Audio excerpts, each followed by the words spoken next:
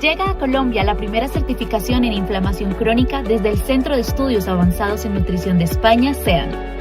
Este 7 y 8 de julio en la ciudad de Medellín, exclusivo para profesionales o estudiantes de la salud, impartido por el director científico de CEAN, el Dr. Pedro Carrera Bastos. Inscríbete ahora en www.inflamacioncronica.co o escríbenos al 304-234-3258. Patrocina SYNLAB, Nutrabiotics, Mabui, Farbiótica, ACEP. Te invita Buonavita, Médico Funcional Karina Contreras.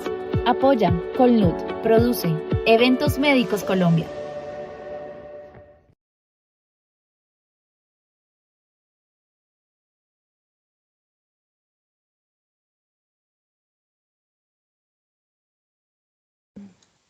Buenos días y gracias por acompañarnos en este día tan especial.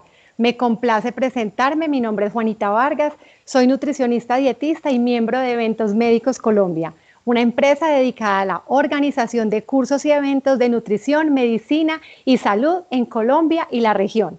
Quiero extenderle una cálida bienvenida a nuestro segundo webinar en el marco de nuestra próxima certificación en modulación de la inflamación crónica.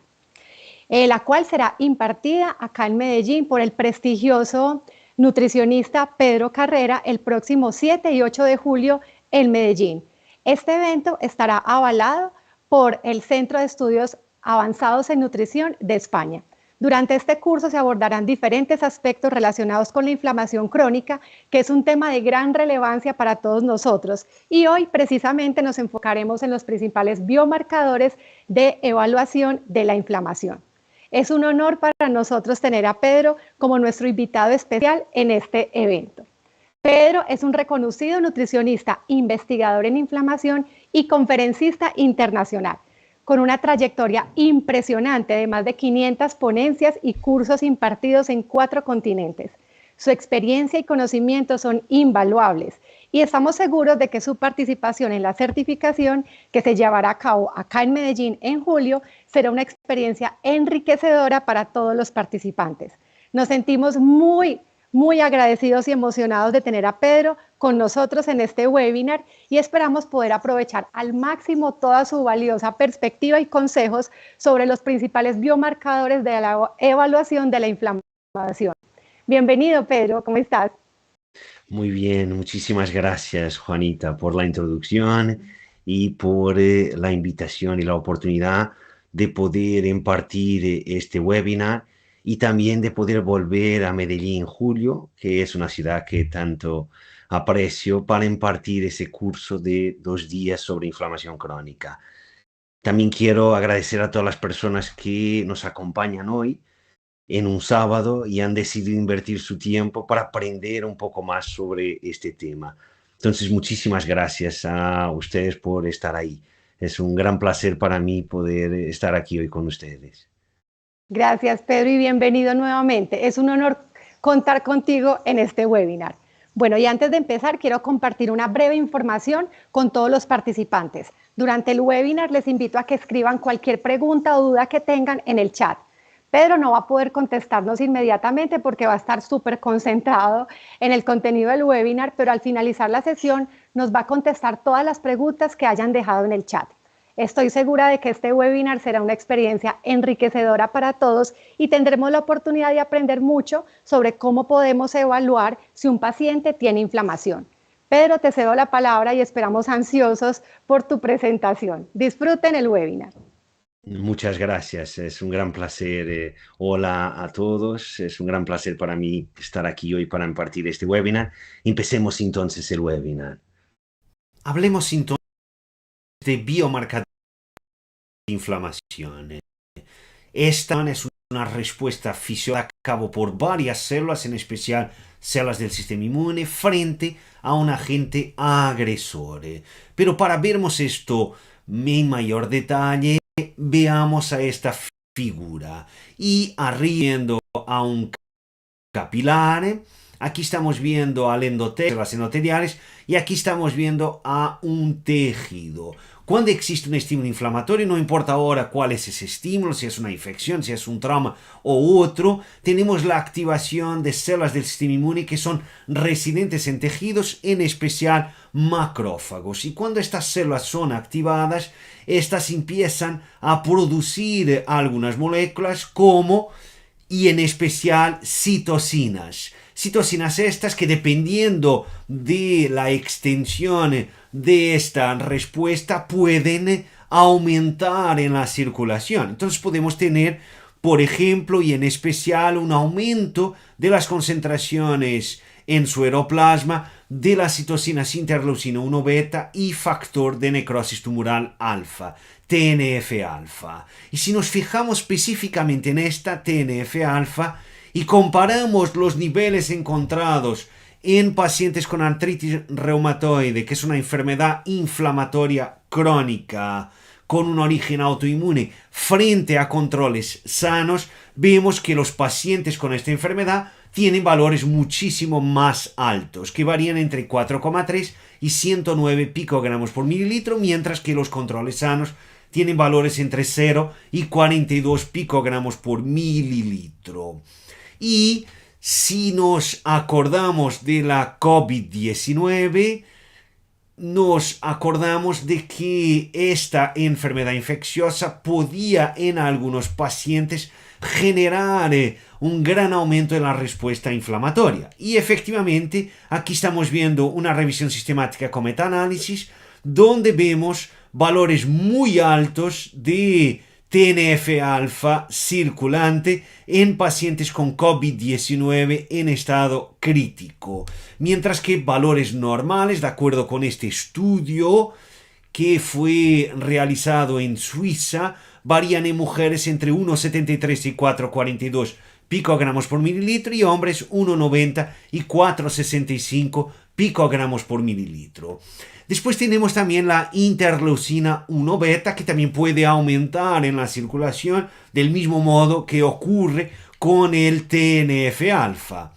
Y si volvemos a este estudio hecho en Suiza, que es un estudio con 3.201 mujeres y 2.884 hombres, y hablamos de edades entre 35 y 75 años, vemos que los valores normales para esta citocina son 0,52 a 3,79 y 0,45 a 3,96 en mujeres y hombres respectivamente.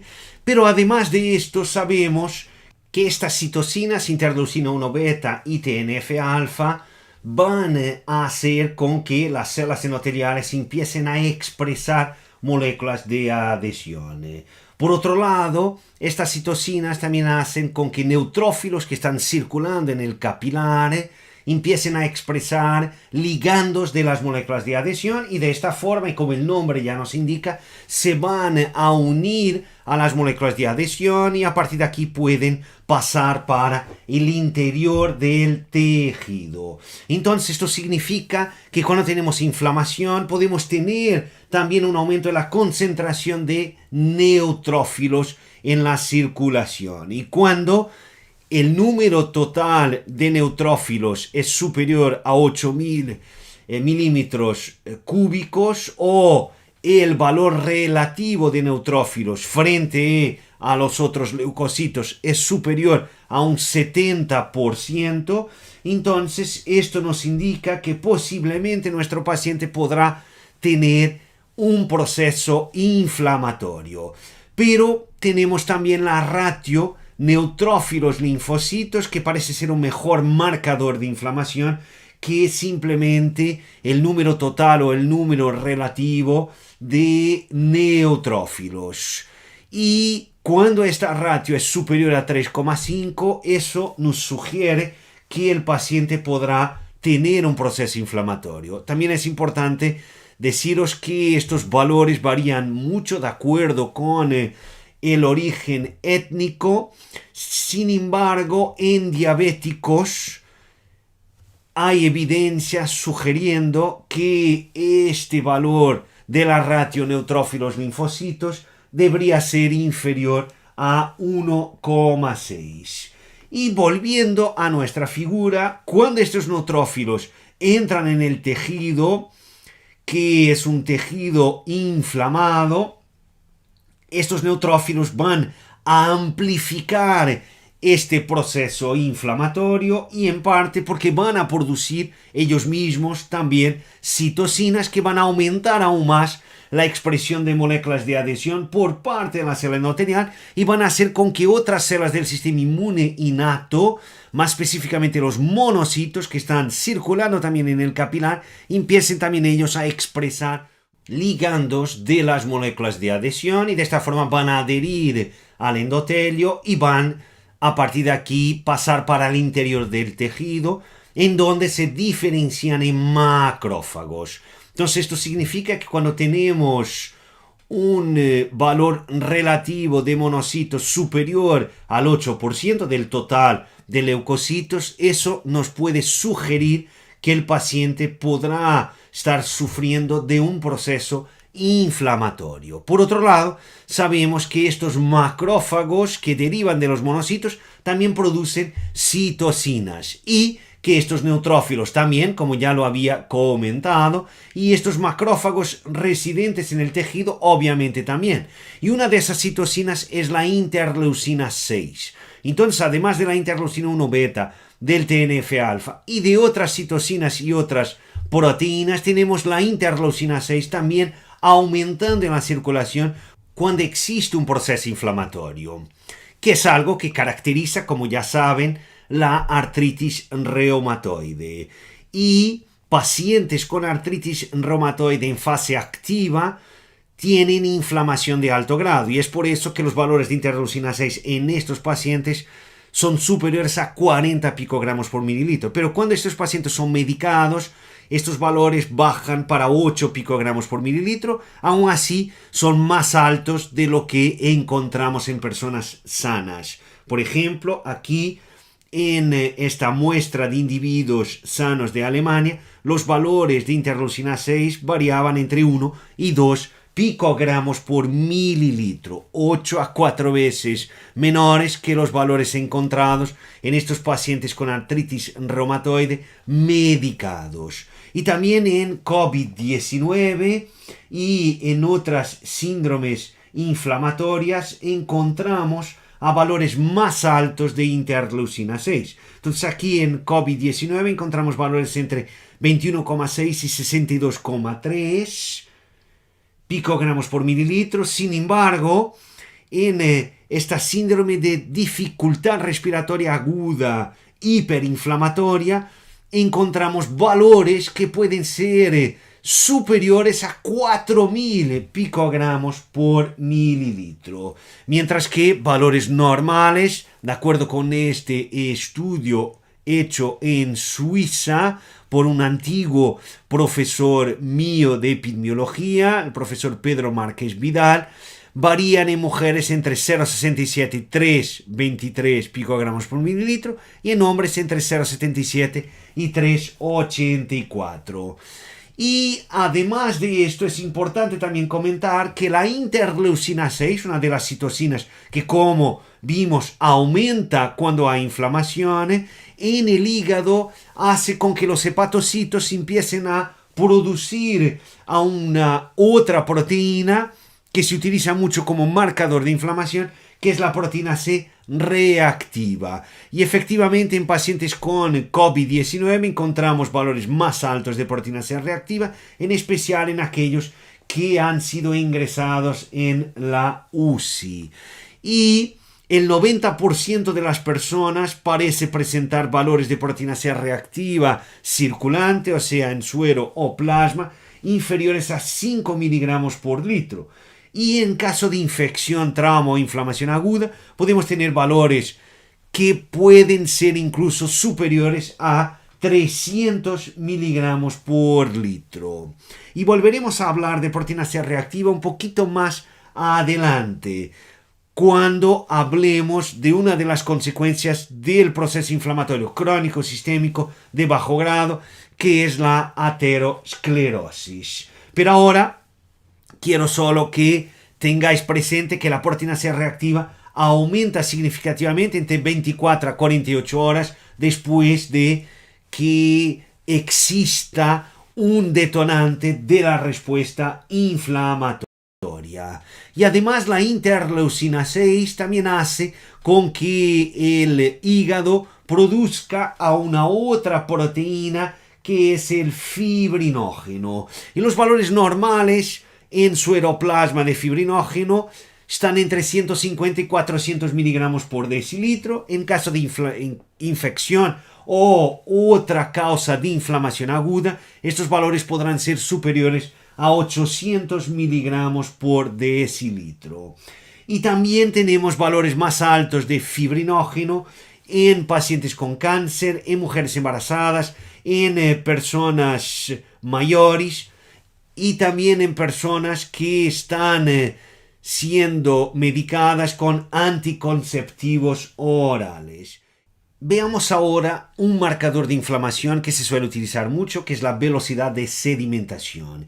Y esta es una prueba analítica que mide la precipitación de los eritrocitos en una hora. O dicho de otra forma, mide el cuánto los eritrocitos se caen en un tubo en una hora. Sabemos que el fibrinógeno, que aumenta en la inflamación como hemos visto, hace con que, vamos a decir así, los eritrocitos se peguen uno a los otros, queden pegados, quedando de esa forma más pesados. Entonces es como tener 3 balones pequeños y tirarlos desde la última planta de un edificio muy alto. El tiempo que esos balones tardan en caer sería la velocidad de sedimentación normal. Ahora imaginad que ponemos los 3 balones todos juntos en una bolsa.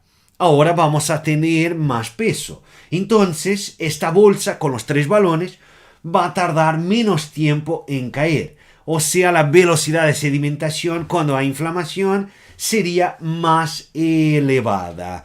Y efectivamente los valores normales de velocidad de sedimentación para hombres son de 0 a 15 milímetros por hora y en mujeres 0 a 20.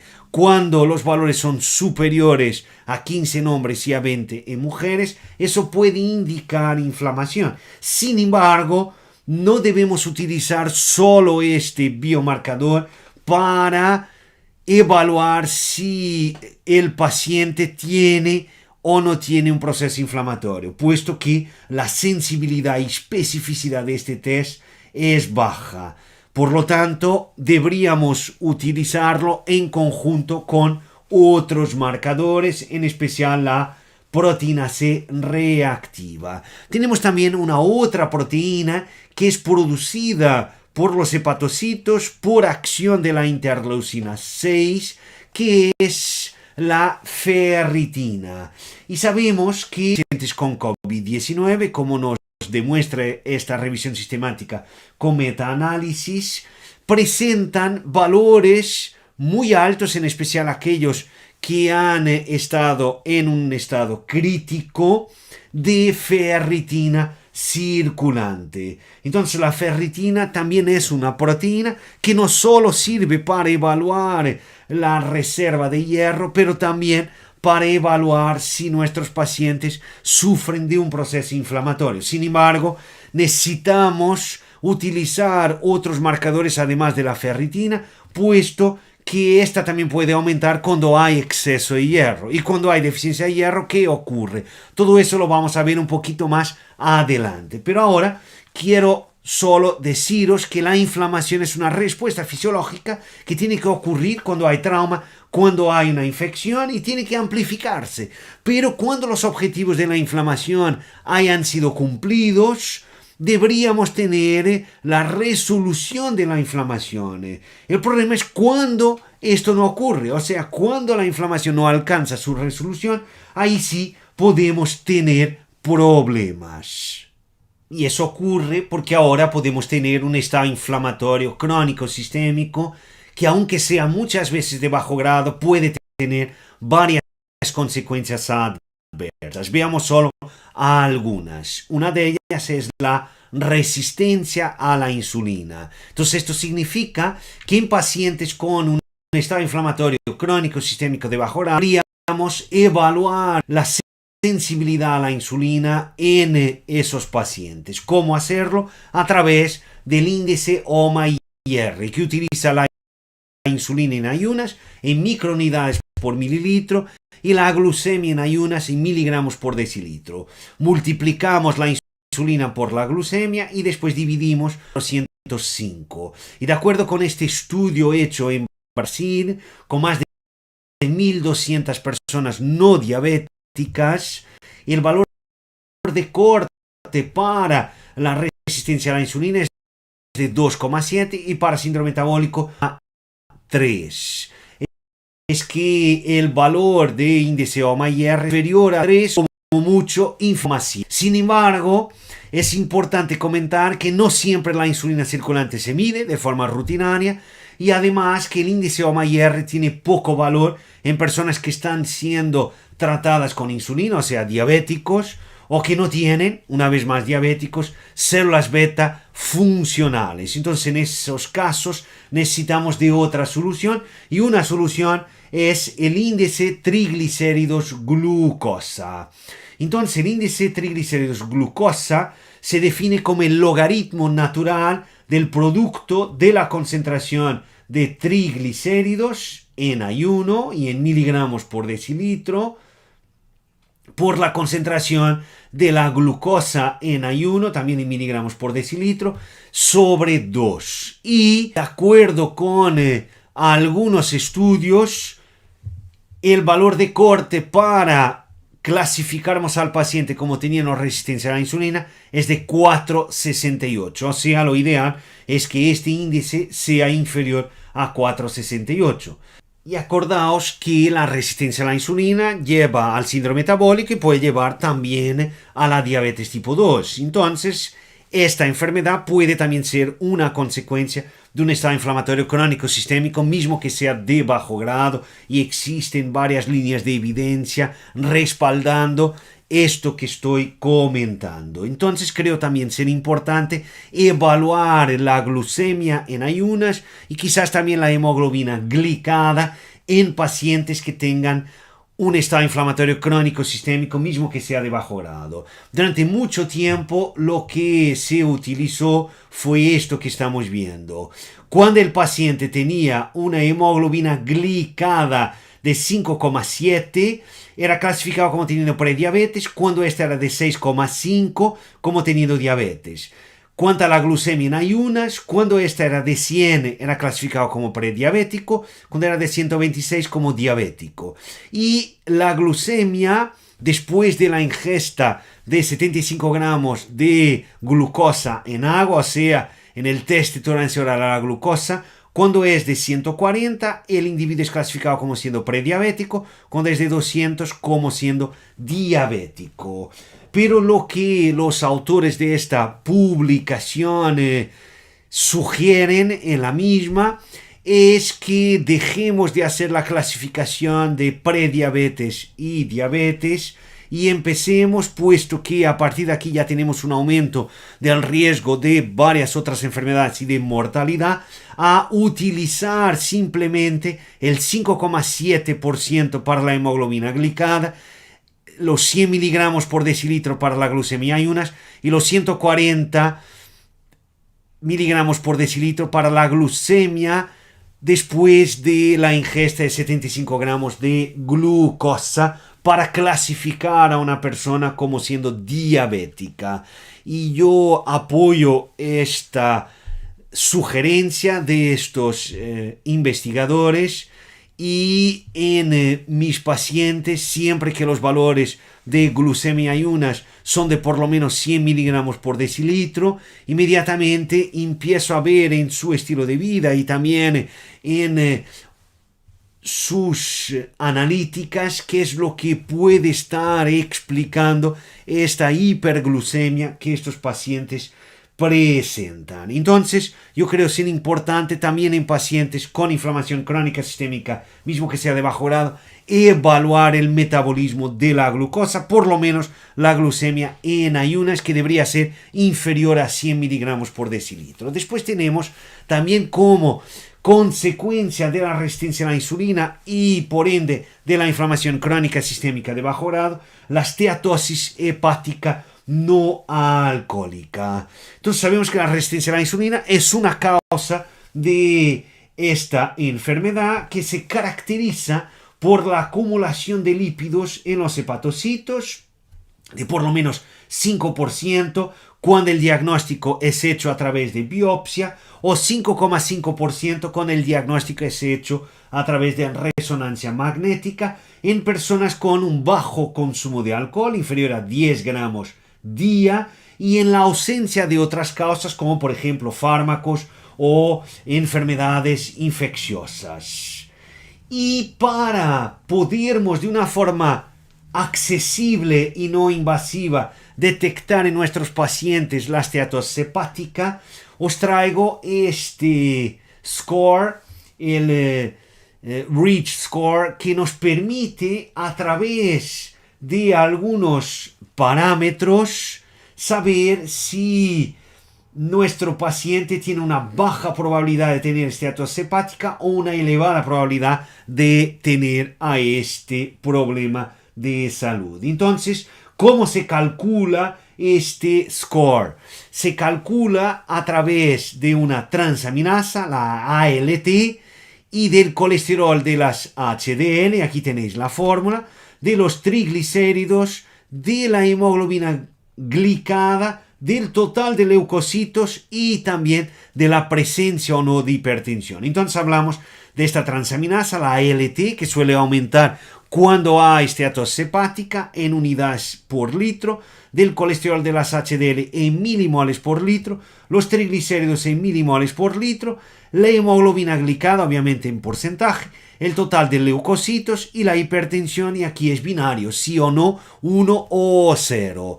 Y si este score es inferior a 0,24, hay una baja probabilidad del paciente tener esteatosis hepática. Si es superior a 0,44, hay una elevada probabilidad de tener a este problema. Entonces, también podríamos utilizar a este score para podermos en pacientes con inflamación crónica sistémica de bajo grado ver si estos sufren o no de esteatosis hepática no alcohólica. Una otra consecuencia de la inflamación crónica sistémica de bajo grado son las enfermedades cardiovasculares, y la principal causa de la mayoría de estas enfermedades es la aterosclerosis. Aquí tenemos a un vaso sanguíneo, aquí tenemos al lumen de la arteria, el vaso sanguíneo que estamos viendo es la arteria, y aquí estamos viendo el endotelio, y aquí estamos viendo la túnica íntima y después las otras túnicas, la media, la externa.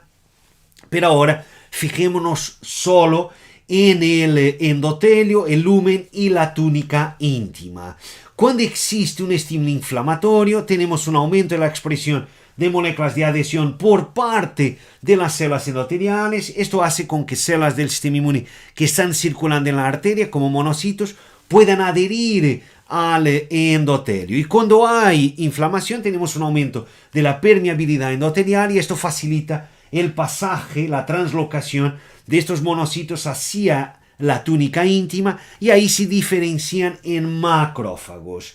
Si ahora, además de la inflamación, tenemos un aumento de la concentración de partículas que contienen apolipoproteína B, la apolipoproteína B es una proteína que está en varias lipoproteínas, las LDL, IDL, VLDL y kilomicrones remanentes, y que son lipoproteínas que pueden ser aterogénicas dependiendo de su concentración y también de otros fenómenos.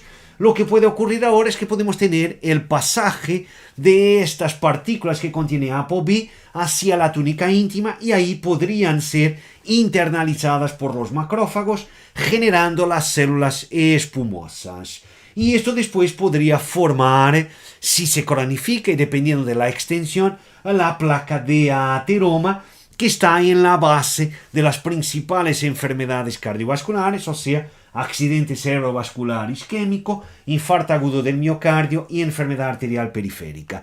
Sin embargo, es importante comentar que cuando tenemos a placa de ateroma, vamos a tener una compensación con el objetivo de proteger esta placa y evitar que tengamos una placa inestable que se pueda romper en el lugar donde está más alta, puesto que ahí el flujo de sangre puede hacer con que tengamos un desgaste de esa placa y tengamos entonces el rompimiento, y eso podría después generar un trombo. Entonces, con el objetivo de evitar que esto ocurra, los macrófagos, las células endoteliales, producen factores de crecimiento que aumentan la activación, proliferación y diferenciación de células de músculo liso y hacen con que éstas vayan hacia donde tenemos la placa con el objetivo de protegerla. Sin embargo, podemos tener una placa estable, pero también inestable. Y una placa inestable, vulnerable, que se rompe, es normalmente aquella que suele generar un evento cardiovascular, como por ejemplo y en especial el infarto de miocardio.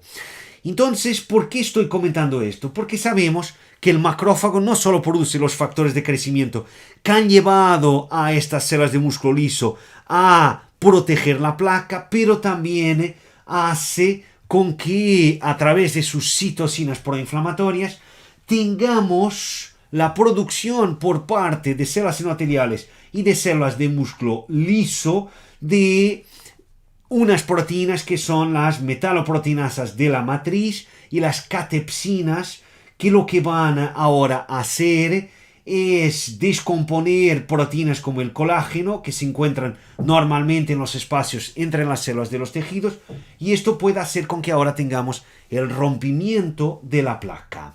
Y si tenemos el rompimiento de la placa, lo que va a ocurrir es que vamos ahora a exponer constituyentes de la placa que son altamente trombogénicos, y lo que hace con que tengamos la adhesión, la activación y la agregación plaquetaria. Pero esta rotura de la placa también hace con que tengamos una amplificación de la inflamación, llevando a un aumento, por ejemplo, de la interleucina 6. Interleucina 6 esta, que en el hígado hace con que tengamos un aumento de la producción de fibrinógeno. Y por acción de la trombina, se convierte en fibrina, y esta va a estabilizar este trombo plaquetario. Entonces, esto significa que un aumento de las concentraciones de fibrinógeno que ocurre en la inflamación puede aumentar el riesgo cardiovascular. Y eso es lo que se ha visto en el famoso estudio de Framingham con 1.315 personas, donde vemos que en mujeres el valor de corte para riesgo de un infarto de miocardio es de 300 miligramos por decilitro, y en hombres también es 300 miligramos por decilitro, lo que significa que lo ideal es que el fibrinógeno sea inferior a 300 miligramos por decilitro. Además del fibrinógeno, la interleucina 6 hace, como ya sabemos, con que el hígado produzca también proteína C reactiva. Y de acuerdo con este metaanálisis, niveles elevados de proteína C reactiva se asocian con mayor riesgo de mortalidad cardiovascular. Pero ¿cómo evaluar la proteína C reactiva? En primer lugar, es importante comentar que existen técnicas ultrasensibles que pueden detectar niveles muy bajos de proteína C reactiva en sueroplasma. Hablo de valores inferiores a 0,3 miligramos por litro, y estas son las indicadas para evaluar la inflamación de bajo grado, y técnicas no ultrasensibles que normalmente solo detectan niveles de proteína C reactiva en sueroplasma superiores a 3 miligramos por litro, y que son útiles para evaluar la inflamación de alto grado, por ejemplo, cuando hay una infección después de una cirugía, pero no son ideales para evaluar un proceso inflamatorio de bajo grado. Y tampoco para añadir información pronóstica sobre el riesgo cardiovascular comparable a la presión arterial o al colesterol, porque efectivamente hay evidencia indicando que la proteína C reactiva ultrasensible es un biomarcador de riesgo cardiovascular, y cuando esta es inferior a 1 miligramo por litro, ese riesgo relativo es bajo. Cuando está entre 1 miligramo y 3 miligramos por litro es moderado, y cuando es superior a 3 miligramos por litro el riesgo es elevado. Entonces, hagamos un pequeño resumen sobre el uso de la proteína C reactiva ultrasensible. Los valores séricos ideales son inferiores a 1 miligramo por litro. Cuando están entre 1 y 10 miligramos por litro, eso nos indica que el paciente podrá tener inflamación de bajo grado, posiblemente crónica.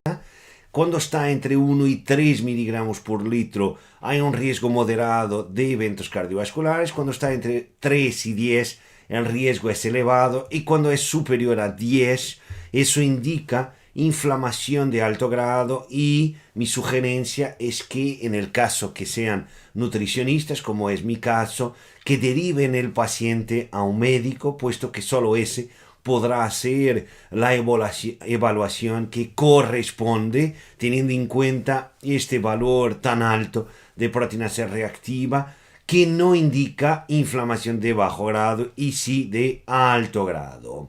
Después tenemos también como otra consecuencia de la inflamación crónica sistémica, mismo que sea de bajo grado, una alteración del estado nutricional de vitamina A y también de vitamina D. Específicamente, cuanto a la vitamina D, hagamos aquí una pequeña revisión de su metabolización. Cuando la piel se expone al sol, más específicamente a la radiación ultravioleta B, ocurre la síntesis de vitamina D3, y si se ingiere un suplemento, un alimento que contenga ese nutriente, obviamente también vamos a obtenerlo, y esa vitamina D3 después va para varias células de varios tejidos y órganos, en especial para los hepatocitos, donde sufre la acción de uno o más enzimas del citocromo P450, que hacen el rol de 25 hidroxilasas, que lo que hacen es convertir la vitamina D3 en 25 hidroxivitamina D3, y esta después puede ir para varias células que tienen la capacidad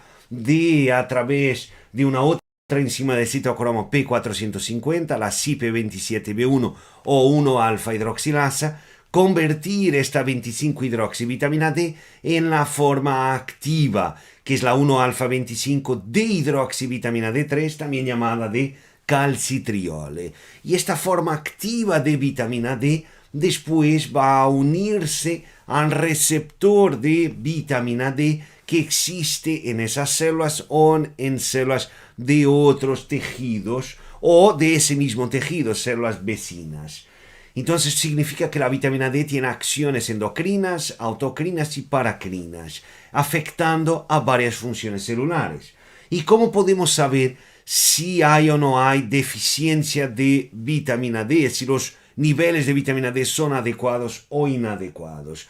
Para eso deberíamos medir en suero o plasma la 25-hidroxivitamina D3.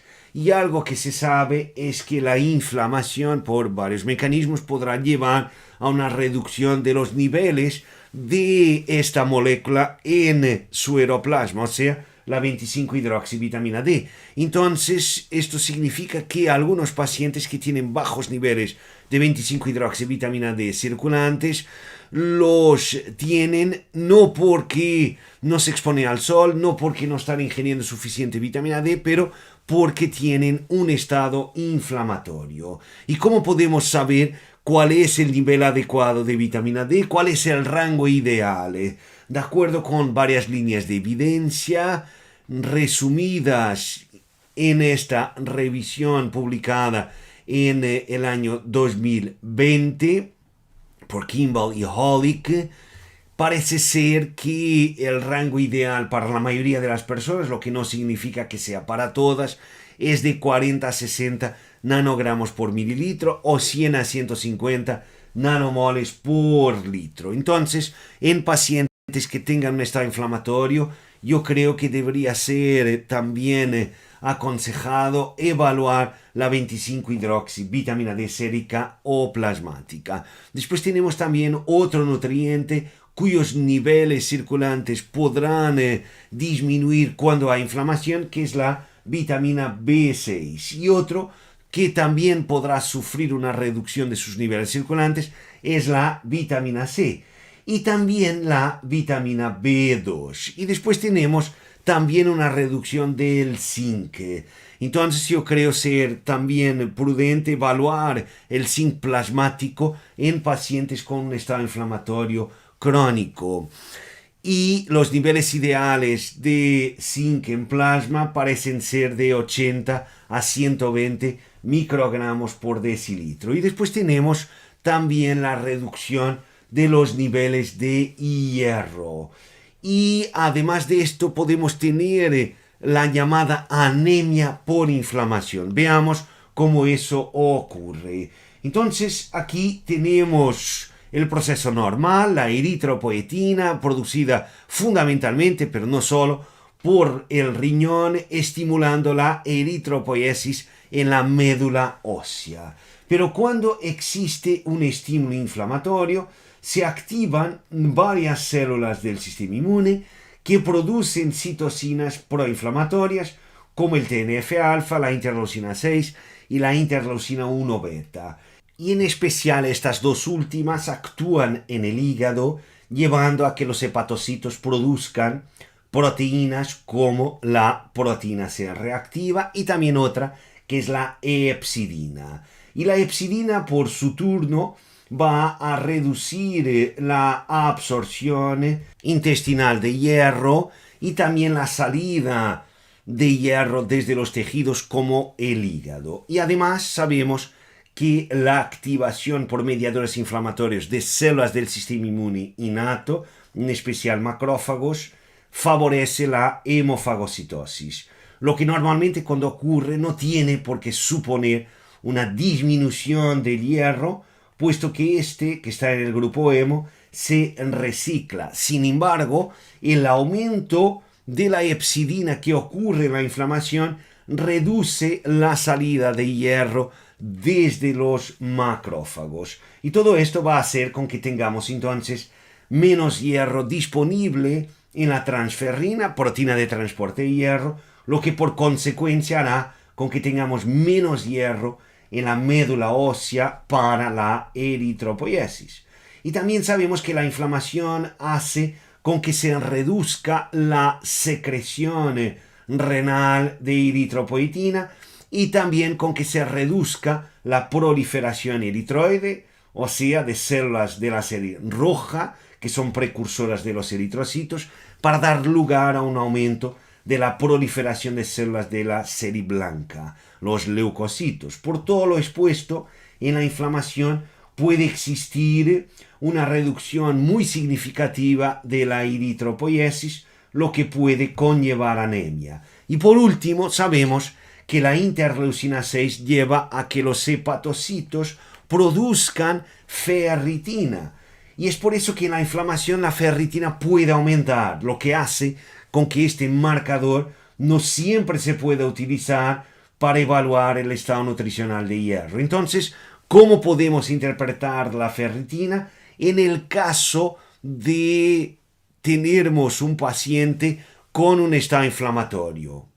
Aquí estamos viendo un algoritmo para el diagnóstico de la anemia ferropénica, utilizando la hemoglobina y la ferritina y teniendo en cuenta si el paciente tiene o no tiene inflamación, y para eso normalmente se usa la proteína C reactiva. Entonces, si la hemoglobina está por debajo de 12 gramos por decilitro, eso nos indica anemia, pero no sabemos si es por inflamación o por deficiencia de hierro. Entonces, por eso necesitamos medir también la ferritina.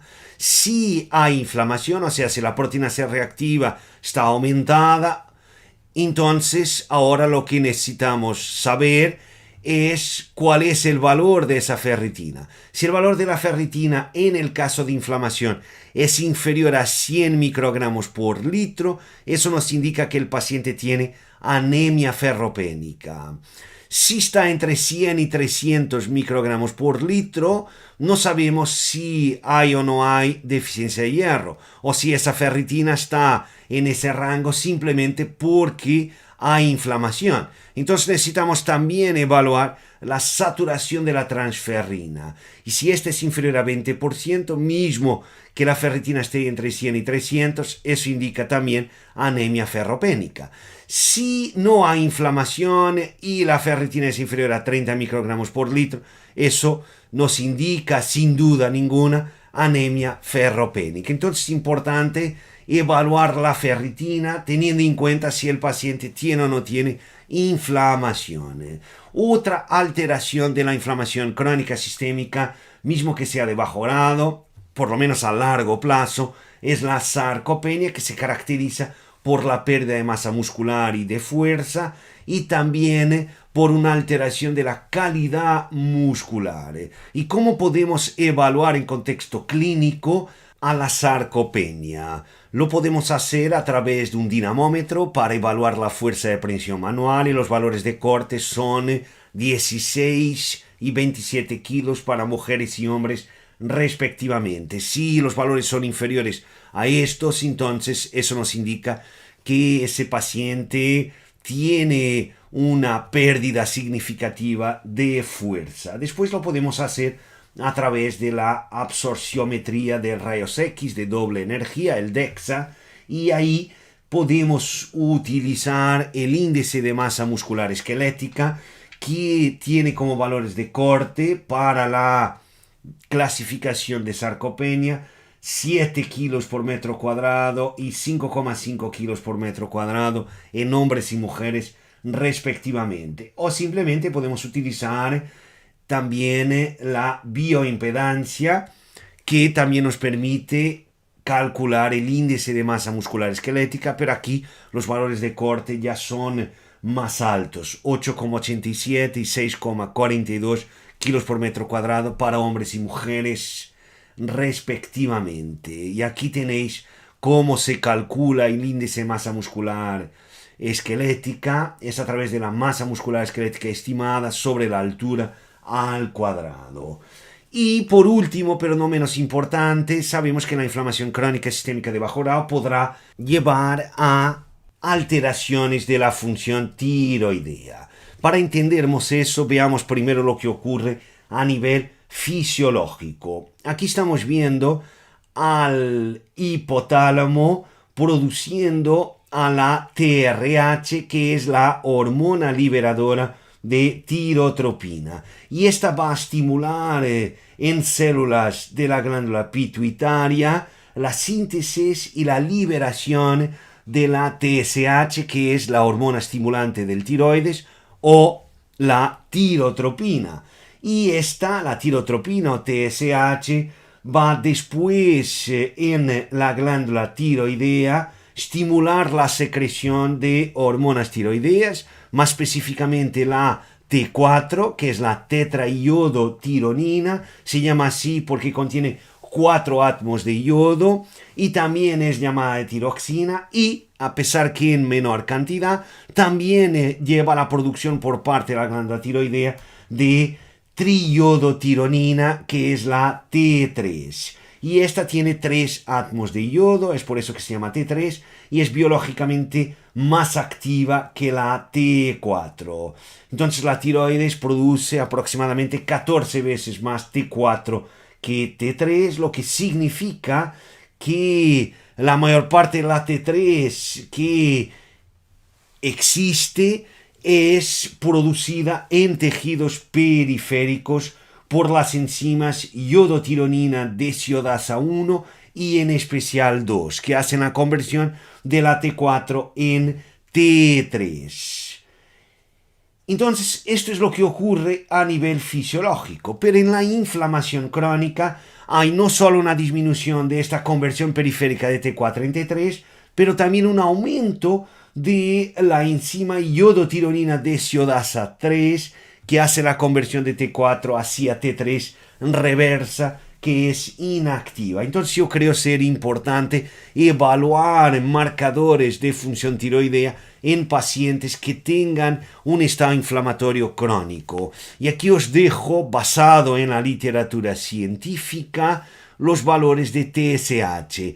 Lo ideal, de acuerdo con lo que he conseguido encontrar en la literatura científica, parece ser entre 0,5 y 2,5 microunidades por litro, siendo que lo normal es de 0,4 a 4,5. Después tenemos la T4 libre entre 0,8 a 2, pero si el análisis es hecho por cromatografía líquida de alta resolución acoplada a la espectrometría de masas en tándem. Esto es importante saberlo porque esta es la técnica de análisis más fiable. Por ejemplo, para la T4 libre, si se utiliza la técnica de inmunoensayo, que es menos fiable, los valores son de 1,8 a 4,2, pero si se utiliza esta otra que comenté, que es más fiable, los valores son de 1,5 a 6 picogramos por mililitro. Y parece ser que la ratio ideal entre T3 libre y T4 libre es de por lo menos 0,25. Tenemos también aquí los valores para la T3 total, pero la T3 libre es un mejor biomarcador que la T3 total. Y después tenemos aquí los valores para la T3 en reversa, 10 a 24 nanogramos por decilitro. Y además de los biomarcadores de inflamación, de los biomarcadores para evaluar algunas alteraciones fisiopatológicas que ocurren cuando hay un estado inflamatorio crónico, también creo ser necesario hablar, aunque rápidamente, de factores que pueden actuar como promotores de la inflamación. Y uno de esos es la deficiencia de selenio. ¿Y por qué el selenio afecta a la inflamación? Sabemos que lo hace en primer lugar porque el estrés oxidativo lleva a que tengamos la activación de un factor de transcripción, que es el factor nuclear kappa B, que va a hacer con que tengamos un aumento de la expresión de genes implicados en la inflamación. Pero si tenemos una adecuada ingesta de selenio, porque afecta la expresión y actividad de varias proteínas llamadas selenoproteínas, puede reducir el estrés oxidativo, puesto que algunas selenoproteínas, como por ejemplo la glutatión peroxidasa, tiene acciones antioxidantes de forma directa o indirecta, puesto que pueden contribuir para la integridad mitocondrial, lo que reduce también el estrés oxidativo. Por otro lado, sabemos que algunas selenoproteínas pueden afectar la producción de eicosanoides por parte del ácido araquidónico, generando, por ejemplo, esta molécula, el 15-deoxi-12,14 prostaglandina J2, que inhibe la activación del NF-κB y además actúa como agonista del receptor activado por proliferadores de peroxisomas gamma, el PPAR gamma, y favorece la conversión de los macrófagos del tipo 1, que son proinflamatorios, al tipo 2, que son antiinflamatorios. Y por otro lado, el PPAR gamma también va a hacer con que exista una disminución de la unión del factor nuclear kappa B a la región promotora de genes. Y de esta forma, entonces, la deficiencia de selenio podrá contribuir a un estado inflamatorio crónico. Y es por eso que en pacientes con inflamación crónica deberíamos evaluar el estado nutricional de este mineral. Y los valores ideales para el selenio plasmático, que es el biomarcador utilizado para este fin, parecen ser de 120 a 140 nanogramos por mililitro, de acuerdo con varios estudios epidemiológicos que han tenido como desenlace la mortalidad. Ahora, importante no aumentar la dosis de selenio en personas que ya tienen una ingesta superior a 200 microgramos día o que tienen un selenio plasmático superior a 130 nanogramos por mililitro, puesto que el exceso de selenio tiene varias consecuencias adversas. Después tenemos también a la deficiencia de magnesio como otro factor promotor de inflamación. ¿Y de qué forma el magnesio hace eso? En primer lugar, sabemos que bajos niveles de magnesio pueden inducir estrés oxidativo, pueden por otro lado activar el sistema renina-angiotensina-aldosterona, pueden hacer con que tengamos una menor inhibición del magnesio en la apertura de los canales de calcio, y esto lleva a una manipulación inadecuada, anormal del calcio. Entonces es importante tener eso presente, que la deficiencia de magnesio puede afectar también al calcio, y en este caso específico puede hacer con que exista una manipulación anormal del calcio. Por otro lado, vamos a tener en la deficiencia de magnesio una activación de células fagocíticas, que son las principales responsables por la inflamación. En quinto lugar, vamos a tener un alivio del antagonismo del magnesio en el receptor N-metil D aspartato, NMDA, lo que conduce a receptores NMDA hiperactivos y a un aumento de una inflamatoria, que es la sustancia P.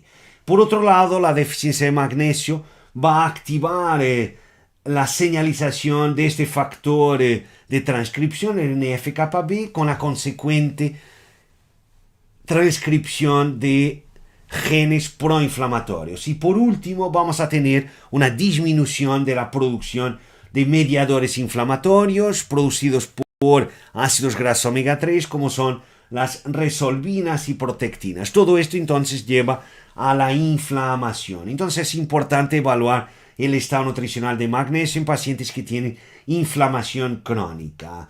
Y para eso yo utilizo el magnesio sérico, que tiene varias limitaciones, pero tiene muchísimos más estudios que nos permiten saber valor de corte comparativamente a otros marcadores como el magnesio eritrocitario, por ejemplo. Y parece ser que lo ideal es 2,07 a 2,32 miligramos por litro. Y después tenemos también los ácidos grasos omega 3, que pueden también afectar.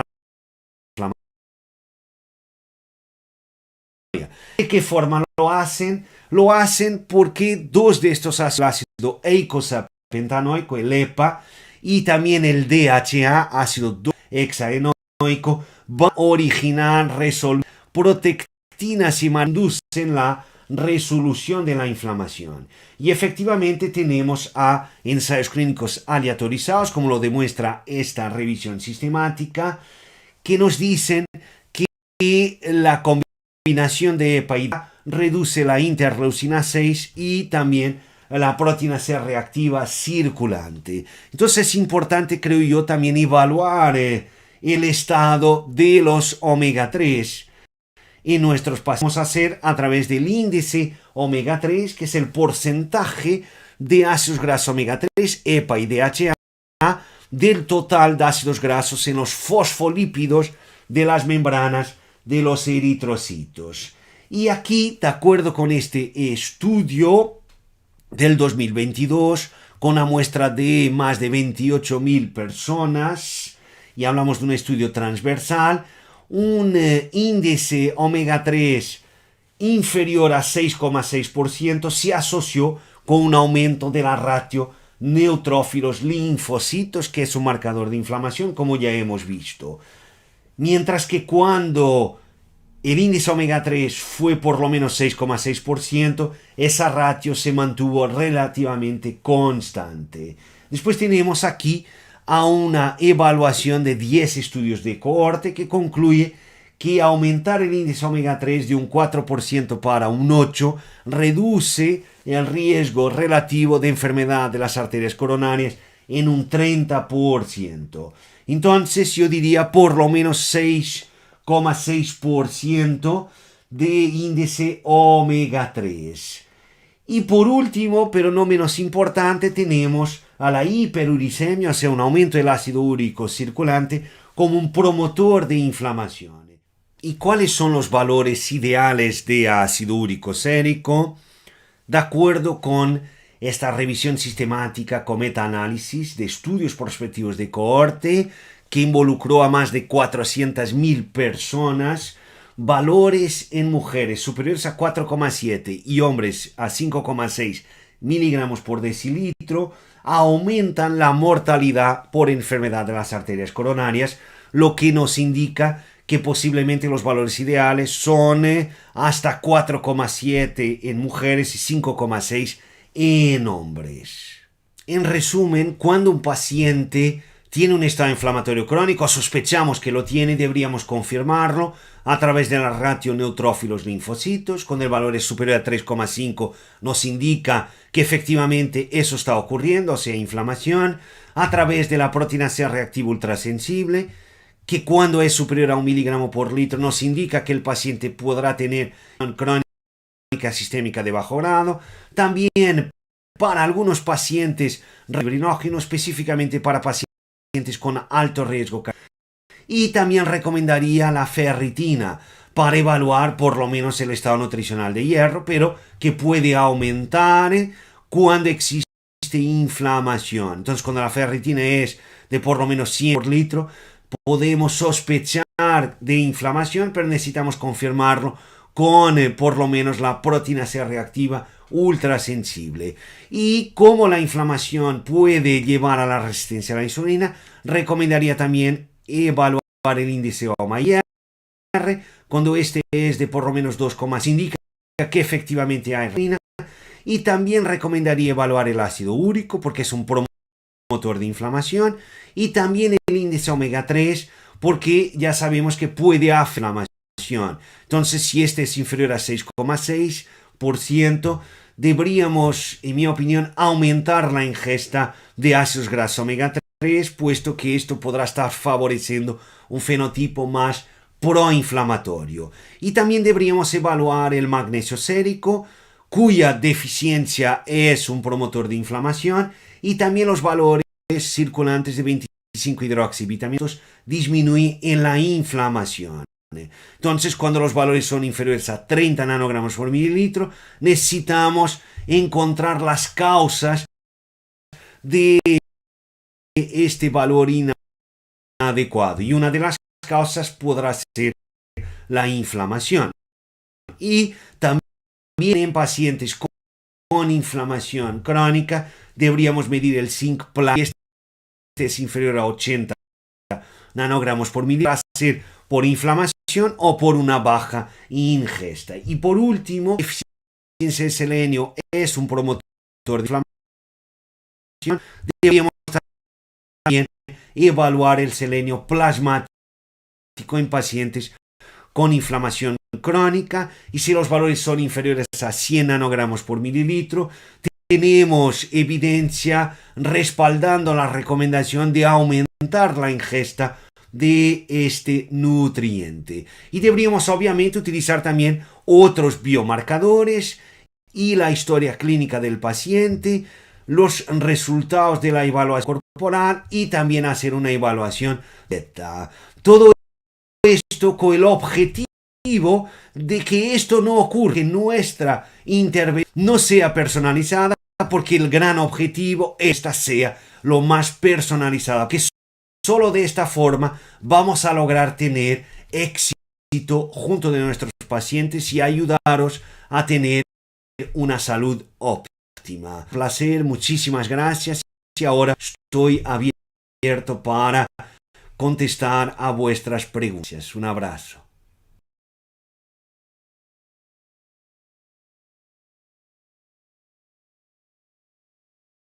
Pedro, muchas gracias por brindarnos este excelente webinar. Realmente nos dejaste con ganas de saber más y más sobre inflamación. Estamos ansiosos por tener la oportunidad de aprender más de ti en el curso que se llevará a cabo acá en Medellín. Para aquellos que estén interesados, queremos informarles que ya estamos en la segunda etapa de inscripción para el curso de modulación en la inflamación crónica, que será impartido por Pedro aquí en Medellín los días 7 y 8 de julio. Si se inscriben antes del martes, podrán aprovechar un precio especial de tan solo 950.000 pesos colombianos, es decir, $210, en lugar de los habituales 1.250.000 pesos colombianos, con un descuento de 300.000 pesos colombianos o $66 para que lo aprovechen.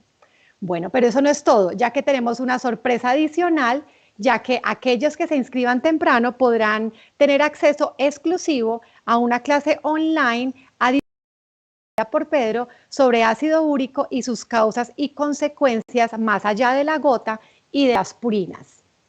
Bueno, entonces, no siendo más, vamos a mirar en las preguntas.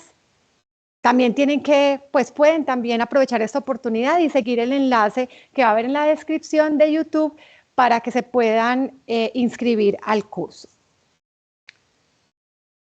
Bueno, Pedro, te doy entonces nuevamente la bienvenida. Vamos a empezar con las preguntas. Bueno, primero saludar a todas las personas que nos han escrito por acá en el chat. Vemos que tenemos un grupo como muy nutrido, regado por todo el mundo. Tenemos gente de Brasil, de España, de Argentina, de Perú. ¡Qué maravilla! Bueno, por aquí nos preguntan, Pedro, el doctor Jordi Martí, si hay algún parámetro para ver la inflamación de bajo grado o metales pesados. Bueno, para la inflamación de bajo grado, a pesar de las limitaciones, yo utilizaría, que es lo que se utiliza en muchísimos estudios, la proteína C reactiva, pero ultra sensible. Entonces, para la inflamación crónica de bajo grado, la proteína C reactiva ultra sensible. Para evaluar metales pesados, pienso que se está refiriendo al mercurio, al plomo, el cadmio, el arsénico. Y ahí, a pesar que yo no soy un experto en eso, por lo que conozco, y no conozco mucho, pero por lo que conozco, quizás lo ideal sería hacer una medición en sangre y también en orina para ver los valores que tenemos y cuánto estamos excretando. Entonces, en sangre y orina sería lo que yo recomendaría basado en lo que conozco de la literatura, pero como comenté, yo no soy un experto en metales pesados, entonces puede que esto no esté totalmente correcto. Ok. Bueno, la doctora Alejandra Celi nos pregunta cuál sería el mejor equipo para medir masa muscular. Pues yo diría DEXA, sería la mejor forma. Y hoy en día cada vez más el DEXA es más accesible, ya no es algo tan caro como lo era en el pasado.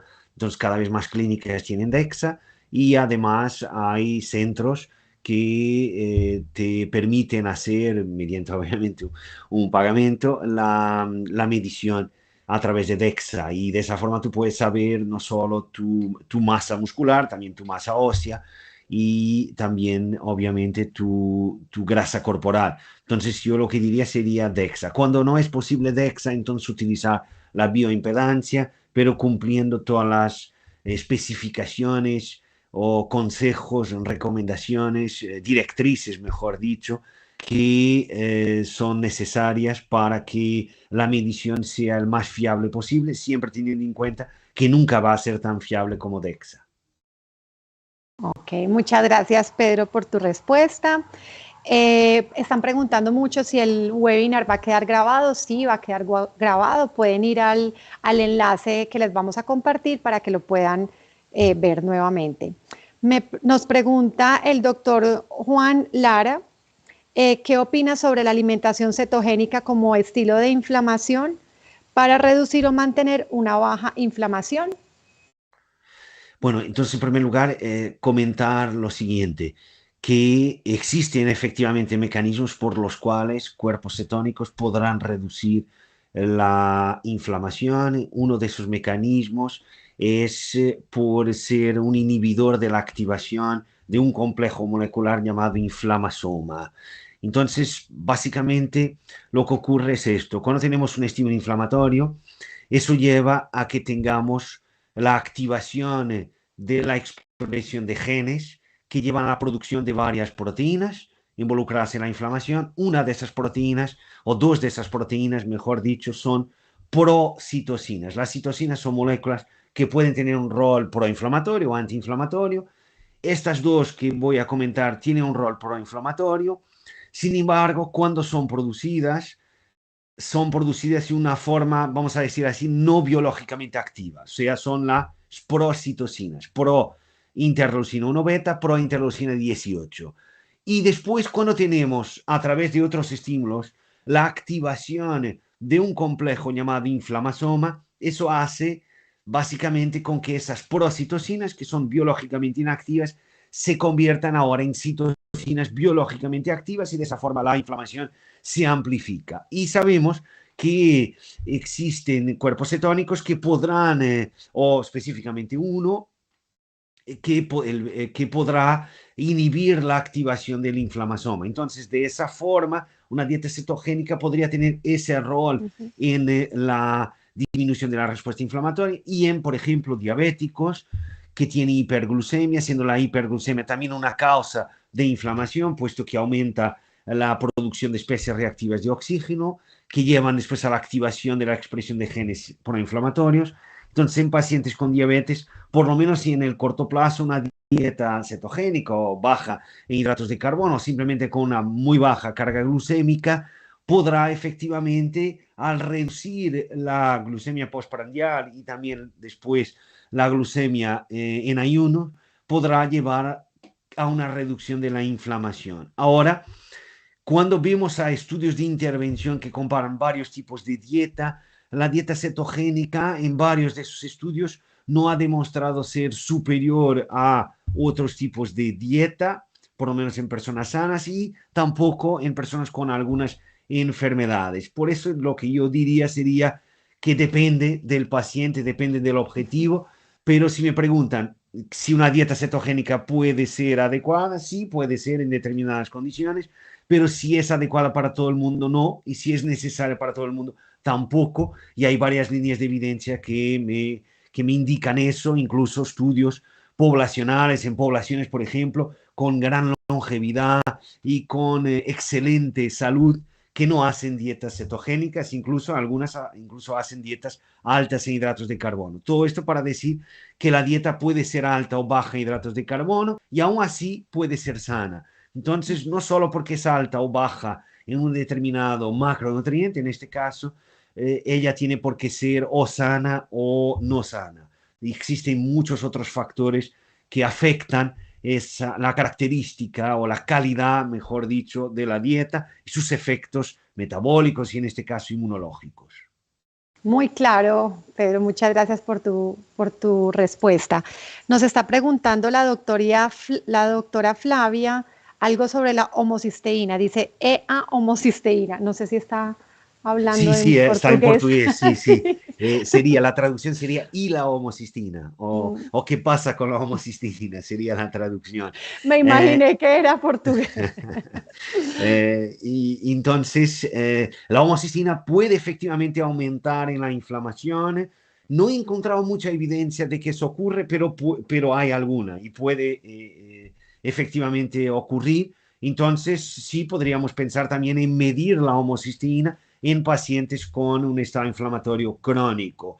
Y ahí comentar que una de las causas de hiperhomocisteinemia, o sea, de aumento de la homocistina, es la deficiencia de varios nutrientes, en especial vitamina B12, folato y vitamina B2. Estos tres son los principales y también podríamos añadir aquí la vitamina B6, nutrientes cuya deficiencia podría explicar el aumento de la homocisteína. Entonces yo diría sí, medir también la homocisteína en pacientes con un estado inflamatorio parece ser una buena idea.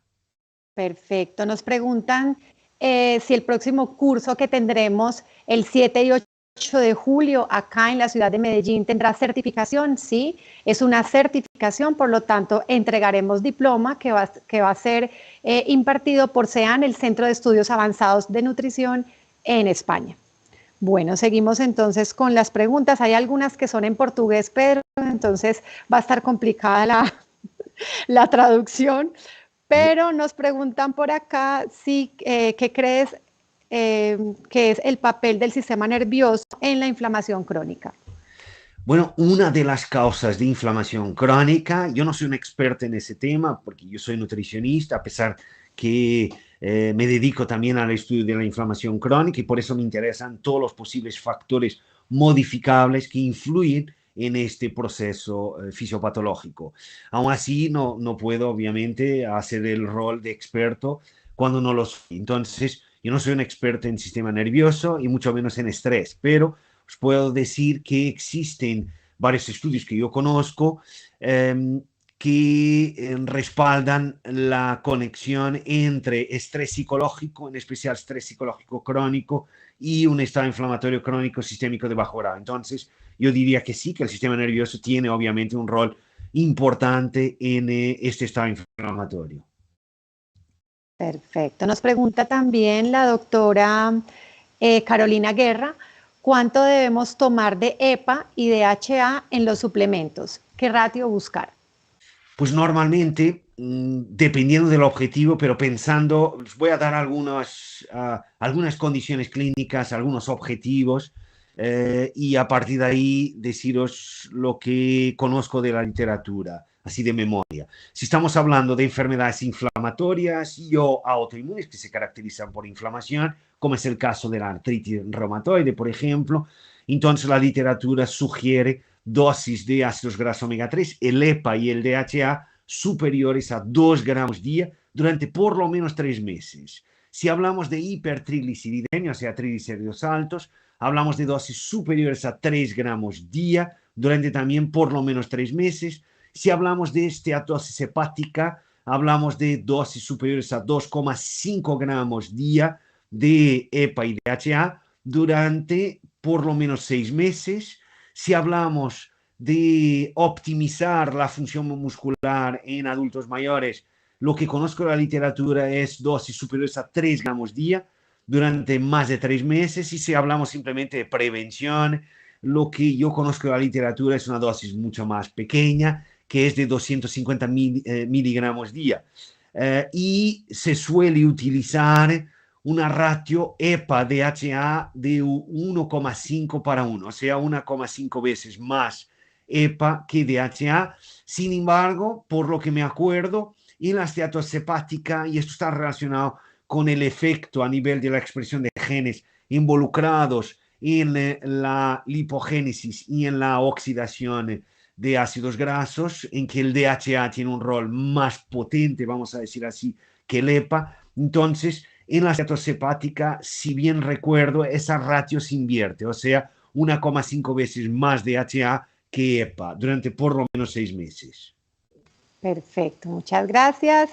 El doctor José Antonio Herrero también te da las gracias por la información y pregunta, ¿qué prácticas disminuyen la inflamación?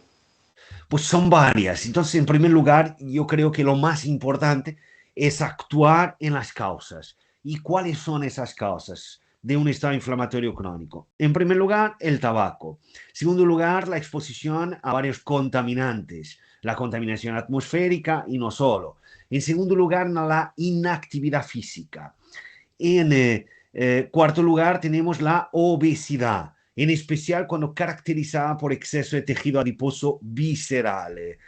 Después tenemos también el estrés psicológico, como comenté. Tenemos también la alteración del patrón de sueño. Entonces, una disminución del número de horas de sueño, siendo que 7 horas parece ser el número de horas de sueño ideal, y una disminución de la calidad del sueño, y la calidad del sueño se evalúa de varias formas, no solo la duración total del sueño, pero también cuánto tiempo la persona tarda en quedar dormida, cuántas veces se despierta durante la noche, y también si se despierta sintiéndose bien, con energía, o se despierta muy cansada, en fatiga, además de otros parámetros un poco más objetivos. Y después tenemos también factores nutricionales y dietéticos. Entonces, la típica dieta hipercalórica, alta en azúcar, en harina de cereales refinados, en grasas hidrogenadas, en algunas grasas saturadas, con exceso de sal, exceso de alcohol, y pobre en fitoquímicos, en los llamados hidratos de carbono accesibles a la microbiota, lo que hace con que podamos tener una microbiota menos diversificada, menos rica, y esto puede hacer con que tengamos un fenotipo más proinflamatorio, puesto que la microbiota afecta también a las respuestas de nuestro sistema inmune. Y además, ese tipo de dieta suele también ser deficiente en varios micronutrientes, en especial magnesio, zinc y selenio, cuyas deficiencias ya en varios estudios se ha demostrado que pueden ser promotores de este estado inflamatorio crónico. Entonces, ¿qué es lo que yo recomendaría?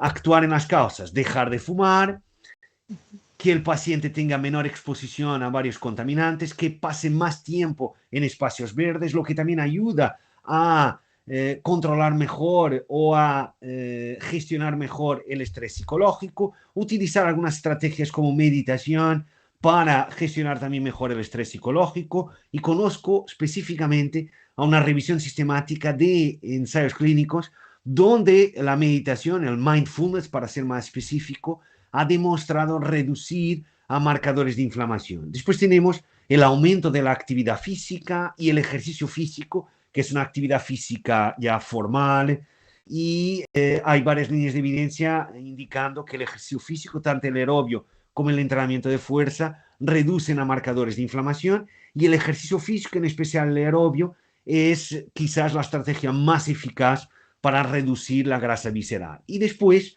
también tenemos, obviamente, algo que es muy importante, que es optimizar nuestro sueño y ir a dormir cuando realmente deberíamos ir a dormir, o sea, por la noche, puesto que nosotros no somos animales nocturnos. Entonces, deberíamos por la noche no estar expuestos a la luz, dormir, no practicar actividad física, no comer, y durante el día hacer todo lo contrario. Y después existen, entonces, factores dietéticos y nutricionales que pueden afectar, en este caso, en nuestro beneficio, esta respuesta inflamatoria. Entonces, lo ideal sería evitar ese tipo de dieta que comenté, que es proinflamatoria, corregir las deficiencias de los varios micronutrientes cuando eso exista, y aumentar la ingesta de alimentos fuentes de varios fitoquímicos. Y también tenemos los ácidos grasos omega 3, que, como comenté, ya han demostrado reducir marcadores de inflamación, y además han demostrado también mejorar el cuadro clínico de algunas enfermedades inflamatorias. Entonces, tenemos varias estrategias, pero si queremos personalizar, deberíamos empezar por identificar lo que en determinados pacientes o en aquel paciente específicamente está causando ese aumento de la inflamación. Perfecto. Entonces podemos enlazar esa pregunta con una que nos hacen acá, si la dieta mediterránea sería ideal para evitar la inflamación, obviamente respetando la individualidad de cada persona. Bueno, la dieta mediterránea, si es realmente una verdadera dieta mediterránea, puede ser una dieta mucho más sana de lo que es la típica dieta occidental, que suele copiar, o sea, que suele imitar el patrón de Estados Unidos. Entonces, obviamente, la dieta mediterránea es mucho mejor que ese tipo de dieta, y varios estudios respaldan esa afirmación. Sin embargo, no puedo decir que la dieta mediterránea va a ser adecuada a todas las personas, porque, como tú mismo comentaste, Juanita, hay que tener en cuenta la individualidad. Y además hay que tener en cuenta algo más que yo creo que deberíamos tenerlo siempre en cuenta, que es cuáles son los alimentos que tenemos disponibles en nuestra región. Porque la dieta mediterránea puede ser muy buena para quien está en España, pero yo no creo que la dieta mediterránea sea lo ideal para quien está en Colombia, por ejemplo, porque hay que tener en cuenta lo que son los alimentos de la región donde uno vive. Entonces, eso es algo muy importante, y también tener en cuenta lo que ha sido la dieta tradicional de poblaciones autóctones de esa región, porque decir a una población autóctona de esa región específicamente, que ya hace desde hace mucho tiempo una dieta tradicional y que tiene una buena salud, ahora lo que tienes que hacer es una dieta mediterránea, no me parece una buena conducta. Entonces, yo diría que la dieta mediterránea puede ser una dieta adecuada para algunas personas en determinadas condiciones, y hay que siempre individualizar y tener en cuenta dónde vive esa persona. Perfecto, muy claro. Por acá nos pregunta la doctora Elizabeth, ¿pueden los cuerpos cetónicos sufrir glicación? Doctora Elizabeth, ya sé quién es. Elizabeth Ayub es una gran amiga mía, a quien le mando un beso muy, muy grande. Y espero haber traducido bien la pregunta, porque estaba en portugués. Traduciste muy bien. Desafortunadamente no sé contestar a esa pregunta. Okay. No sé, nunca lo hubiera traducido. Nunca encontré esa información sobre la glicación de cuerpos cetónicos, entonces no sé contestar. Siento, Beth. Y nos disculpa, preguntan también ella misma, Sí, sería el ayuno intermitente una alternativa. Ah, no, esa ya la habíamos contestado. Bueno, seguimos por acá entonces. ¿Puede la inflamación reducir la vitamina B12? He visto una gran prevalencia de bajas tasas de esta vitamina en pacientes. Puede que sí, que haya una alteración de los niveles de B12. No es lo más frecuente. Todos los otros nutrientes que comenté en el webinar son aquellos donde tenemos más evidencia que indican que sus niveles disminuyen, pero también conozca alguna evidencia indicando que sí que eso podría pasar. Entonces, quizás lo ideal sería para evaluar la vitamina B12 en esos pacientes, medir el ácido metilmalónico que nos indica cómo están las concentraciones de vitamina B12 a nivel intracelular. Ok, listo. Nos preguntan si podrías compartir algunos artículos del ratio de EPA y de HA.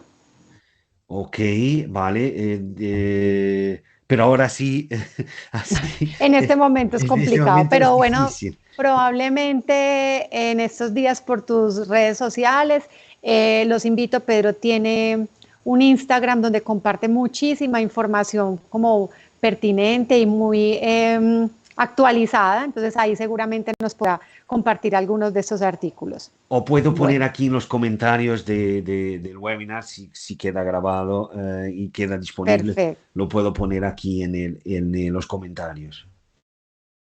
Bueno, nos dicen en complejo B y no aisladas porque van entrelazadas. ¿Qué piensa al respecto? Sí, efectivamente varias van entrelazadas. Por ejemplo, os voy a dar algunos ejemplos.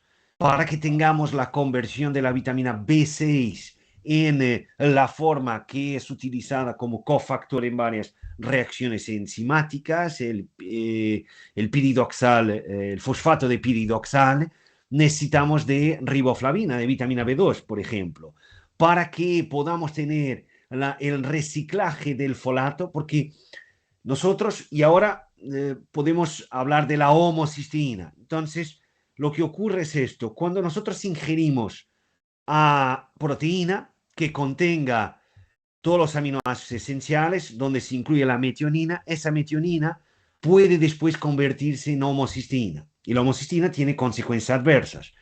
Entonces necesitamos mantener niveles bajos de homocisteína. Por otro lado, nosotros necesitamos de la metionina para varias funciones, para generar ese adenosilmetionina, que es sustrato para reacciones de metilación. Entonces, para que no tengamos que estar constantemente ingiriendo metionina, lo que necesitamos hacer es reciclar la metionina a partir de la homocisteína. Para hacernos esto, necesitamos de varios nutrientes. Necesitamos de vitamina B12 y necesitamos de folato en la forma de metiltetrahidrofolato.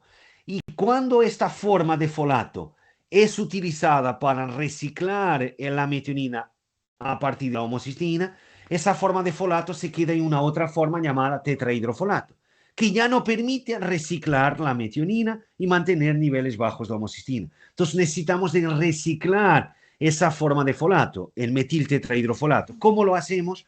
Lo hacemos a partir de nutrientes, en especial de magnesio, de vitamina B1, de vitamina B2 y de vitamina B3. Entonces, este es un ejemplo. Tenemos otro que es el del folato y de la vitamina B12. Si tenemos deficiencia de folato, de vitamina B12, perdonad, y decidimos aumentar la ingesta de folato, lo que puede pasar son dos cosas.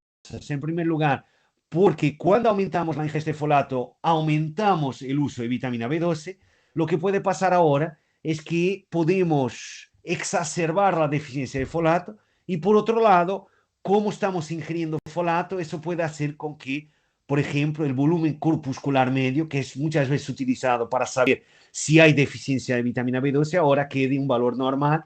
Entonces, podemos decir, este paciente no tiene deficiencia de vitamina B12 cuando lo tiene. O sea, podemos estar mascarando, disfrazando la deficiencia de vitamina B12. Entonces, existen muchísimos ejemplos más, además de estos que comenté, que efectivamente indican que cuando aumentamos la ingesta de una vitamina del complejo B, necesitamos de tener en cuenta la ingesta y el estado nutricional de todas las otras que actúan en conjunto o en interacción con esa que estamos aumentando. Bueno, muchísimas gracias, Pedro. Sé que hay más preguntas por ahí en el tintero, sin embargo, respetando tu tiempo, Pedro, que sé que ya estás a mediodía de sábado y respetando el tiempo de todos los que se conectaron también, pues queremos invitarlos a la certificación que se va a estar impartiendo, certificación de inflamación crónica, el próximo 7 y 8 de julio acá en Medellín. Recuerden entonces, tenemos hoy un súper descuento, además con un extra, que es la clase de ácido úrico, que va a estar también ahí como un bono a las personas que se inscriban. Entonces, Pedro, no siendo más, te agradezco muchísimo por tu tiempo, quedamos antojados y seguramente con muchas preguntas para hacerte y estamos seguros que en la certificación nos podrás contestar todas esas dudas que tenemos y nos darás también todos esos estudios y toda esa información a la que queremos acceder. Muchas gracias, Juanita. Ha sido un gran placer. Un abrazo a todos. Espero que nos podamos ver muy pronto. Muchas gracias. Claro que sí. Muchísimas gracias y esperamos que nos podamos ver también con todos ustedes. Un abrazo y hasta la próxima. Llega a Colombia la primera certificación en inflamación crónica del Centro de Estudios Avanzados en Nutrición de España, SEAN. Este 7 en la ciudad de Medellín, exclusivo para profesionales o estudiantes de la salud, impartido por el director científico de SEAN, el doctor Pedro Carrera Bastos.